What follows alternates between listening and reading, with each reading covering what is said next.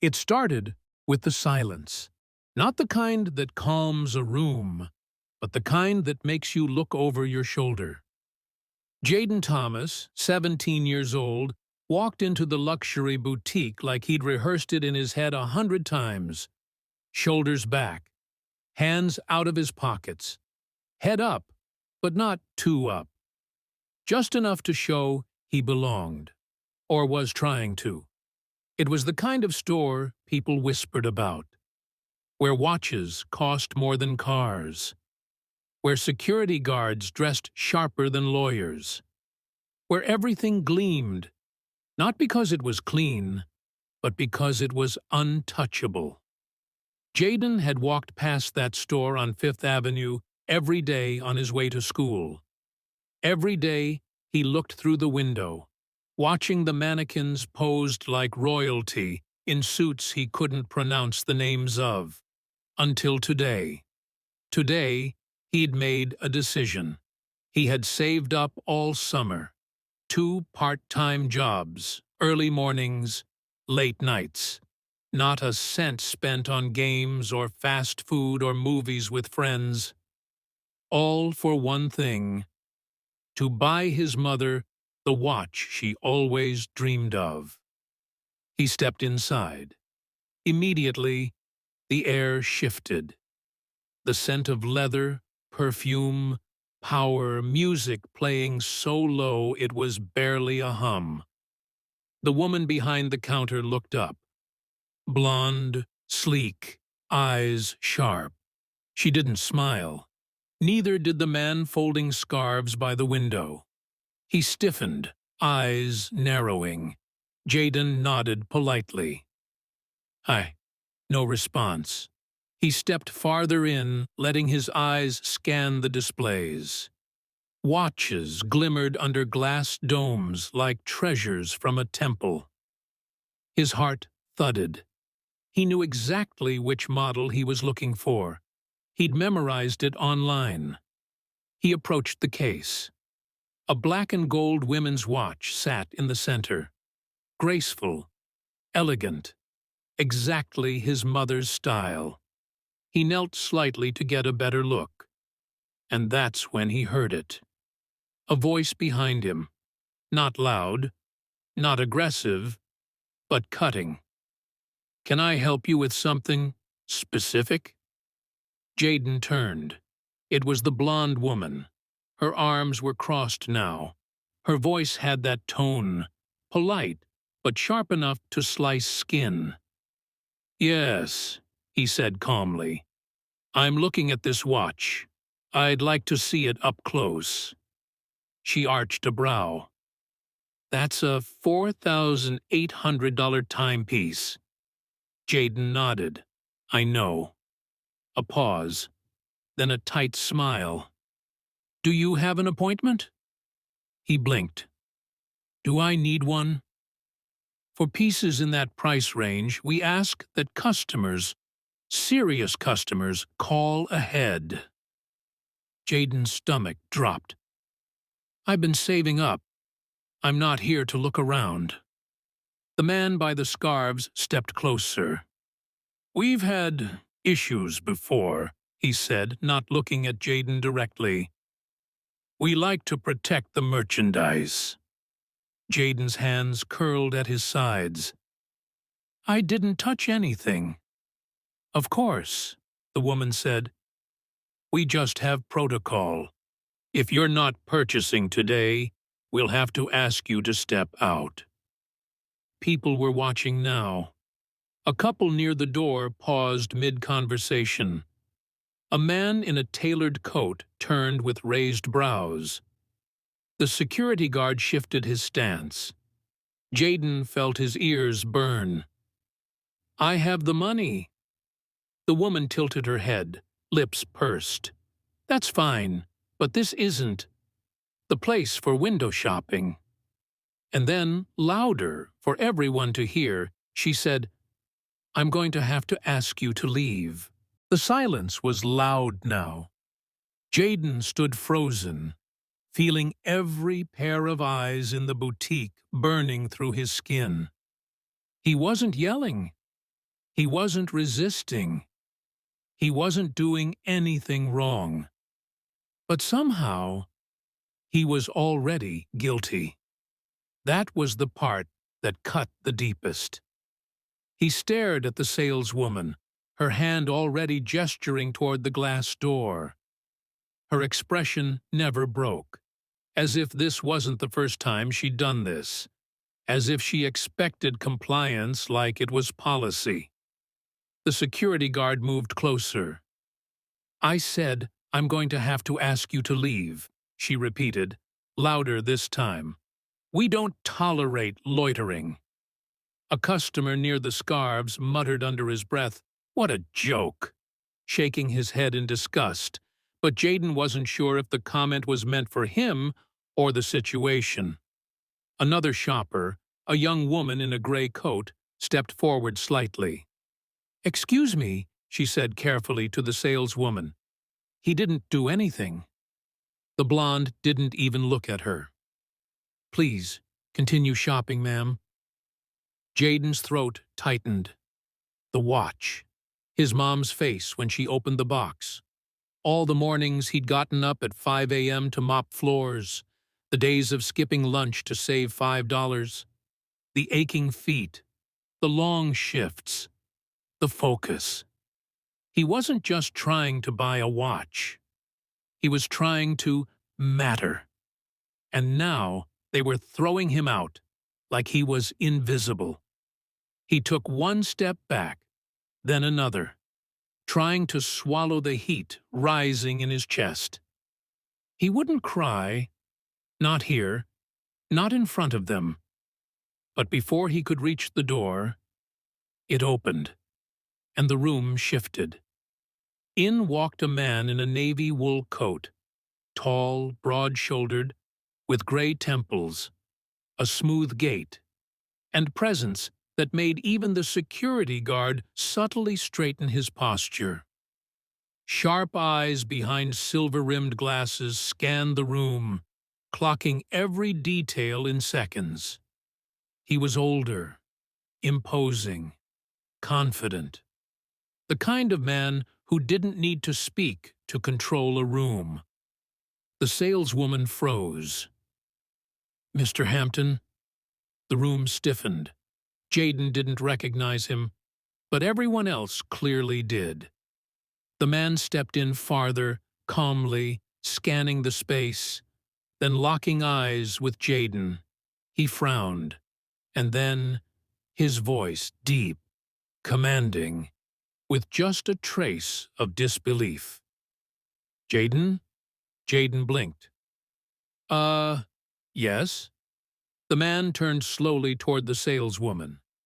"Would you care to explain," he asked coolly, "why the son of Stephen Thomas, my oldest friend and business partner, is being asked to leave my store?" The room went silent. The saleswoman went pale. Jaden's heart stopped. He looked at the man again, realizing now the jawline, the watch, the photographs in his dad's home office. This was Michael Hampton, CEO of the entire Hampton Group, the owner of the luxury brand. And now every eye was on someone else. The saleswoman fumbled. "Mr. Hampton, we didn't realize. There was confusion. He didn't have an appointment." Hampton's gaze cut through her like a blade. "Is that our current policy? We require appointments to let teenagers shop for gifts for their mothers?" She stammered. "We've had incidents, people pretending, security protocol. I didn't know." "You didn't ask," Hampton snapped. He turned back to Jaden, expression softening. "I remember when you were 10. Last time I saw you, you were obsessed with Legos and chocolate milk. Your dad speaks about you every week. I can't believe I didn't recognize you." Jaden was still frozen. He wanted to disappear, to scream, to laugh, all at once. "I'm sorry this happened to you," Hampton said firmly. "It won't happen again." He turned to the security guard and staff. "Everyone involved in this," he said sharply, "is no longer involved." The boutique was quiet again, but not like before. Not the silence of judgment. Now it was the silence of people realizing they had just misjudged everything.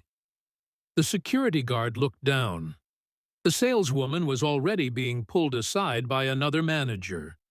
And Jayden stood in the center of it all, still stunned. Michael Hampton placed a hand gently on his shoulder. "Walk with me," he said softly. They left through the side entrance, not because they had to, but because Hampton didn't want to put Jayden back in front of that crowd just yet.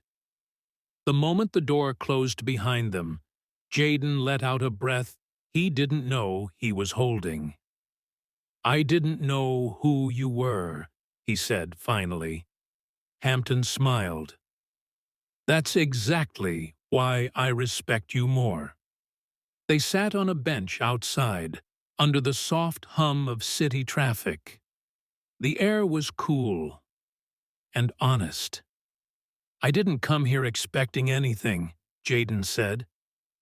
"I wasn't trying to use my dad's name or—" "I know," Hampton interrupted, "and that's why this matters." He leaned back, watching the sky. "Your father and I built our first company together out of a garage. Back before this empire, before money, before luxury." He looked over. "But you know what he always talked about more than profits." Jayden shook his head. "You." Hampton smiled. "He said you were sharper than he ever was, more grounded. He always said, 'That boy's got fire, but he carries it like water.'" Jayden looked down, emotion swelling in his chest. "I saved for months," he said quietly, "to buy her that watch. I wanted to surprise her on her birthday. Show her that, even though we don't have much, she raised me to give everything." Michael was silent for a moment. Then he said, "You know, your dad never bought the most expensive things, but he gave the most meaningful ones." They sat in silence for a beat. Then Hampton turned toward him. "Tell me, Jayden, what are you planning after school?" Jayden blinked. "I'm not sure. I mean, I want to design things.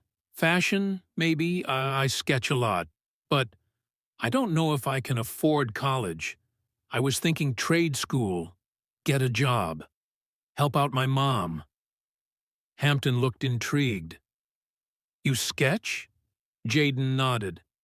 "Yeah, I mean, it's not professional or anything, but I—" "Show me," Hampton said simply. Jayden hesitated, then pulled out his phone, scrolled, found the folder labeled "My Work." He handed it over.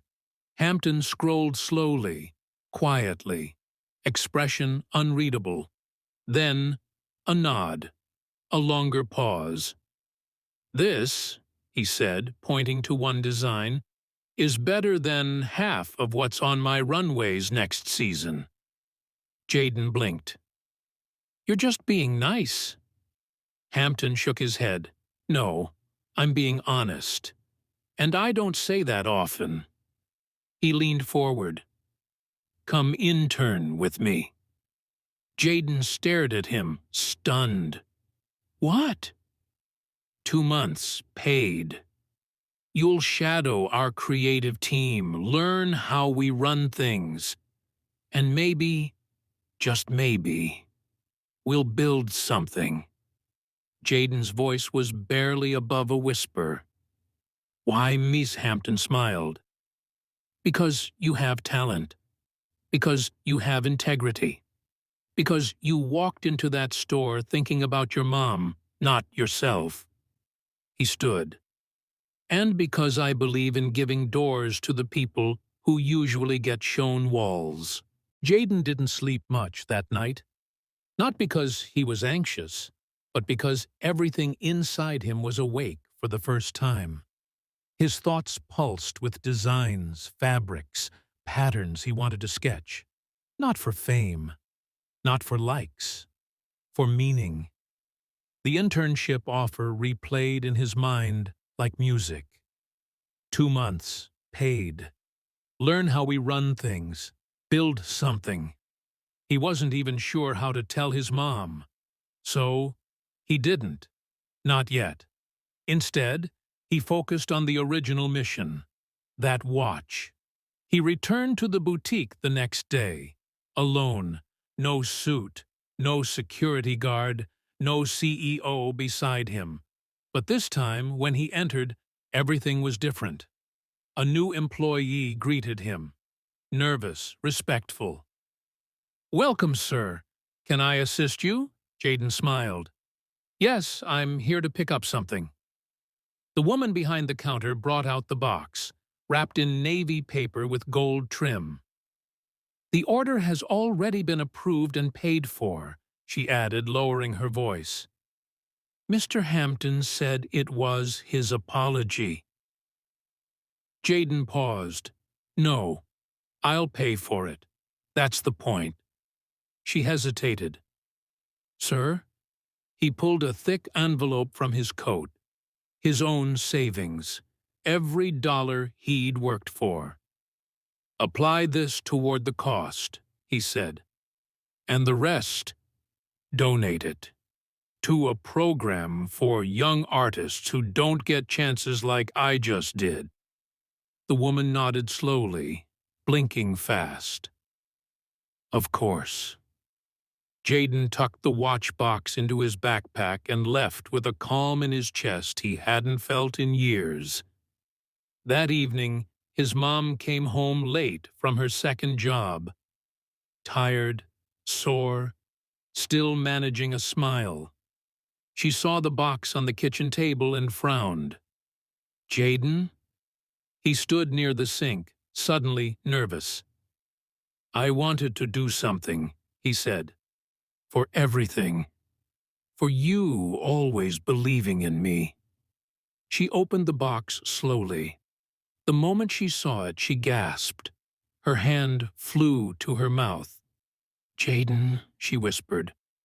"This is—" She didn't finish the sentence, just walked over and hugged him so tight he could barely breathe. "You didn't have to," she said, choking up.